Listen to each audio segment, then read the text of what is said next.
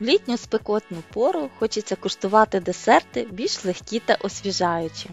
Особливо вдалим варіантом може бути ягідний мус. Такий мус гарно смакуватиме як окремий десерт, а можна зробити такий мус як прошарок для торта.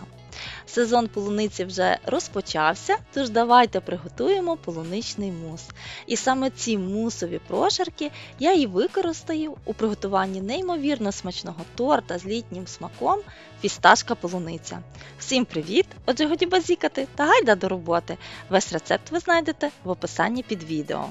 І перше, що нам потрібно зробити, це замочити в холодній воді желатин. Отже, відважуємо потрібну кількість желатину та до желатину додаємо холодну воду та залишаємо желатин в спокій на хвилин 20, щоб він набряк. Коли пройшов час, можна переходити до приготування мусу. В ковшику на маленькому вогні нам потрібно трішки підігріти молоко. Та підігрітим молоком заливаємо білий шоколад. Декілька хвилин шоколад з молоком не зачіпаємо. Потрібно трішки зачекати, поки шоколад нагріється та почне розтоплюватись. Та тепер розмішуємо шоколад з молоком до однорідної консистенції. Це в мене в ковшику заморожена полуниця, яку я напередодні розморозила. Звичайно, що можна використовувати і свіжу полуницю. До полуниці відважуємо потрібну кількість цукру. Ставимо ковшик з вмістом на невеличкий вогонь. Нам потрібно трішки проварити полуницю з цукром. До тих пір, поки весь цукор розчиниться в полуниці, та сама ягода пустить сік і закипить. Після цього пробиваємо нашу проварену полуницю занурювальним блендером до стану пюре.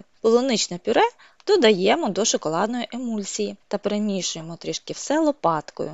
Температура отриманої маси 53 градуси, тож до неї можна вже додавати набрякший желатин. Трішки перемішаю нашу полуничну шоколадну основу для мусу ложечкою. А щоб желатин повністю в ній розчинився, пробиваємо нашу основу занурювальним блендером до однорідності. Та тепер нам потрібно зачекати, поки полунично-шоколадна основа для мусу охолоне до температури 30 градусів. Після цього відважуємо потрібну кількість вершків жирністю 30%. Вершки мають бути добре охолоджені. Перед збиванням вони мають постояти в холодильнику мінімум ніч. Починаємо збивати вершки на найменшій швидкості міксера, яку поступово будемо збільшувати до найбільшої. Збиваємо вершки до легких піків, до стану морозива, яке щойно розтануло. Далі вмикаємо міксер на мінімальну швидкість та додаємо до вершків тоненькою цівочкою нашу полуничну шоколадну основу для мусу. Перемішую свій мус міксером зовсім трішки, буквально декілька секунд, щоб не втратити повітряність добре збитих вершків. Краще домішати вручну лопаткою. Тепер я відважую, скільки в мене вийшло мусу всього. Від цієї цифри я, звичайно, віднімаю вагу мисочки. Та тепер розливаю свій мус по двом однаковим формам. Це в мене два металічних кільця з діаметром 16 см.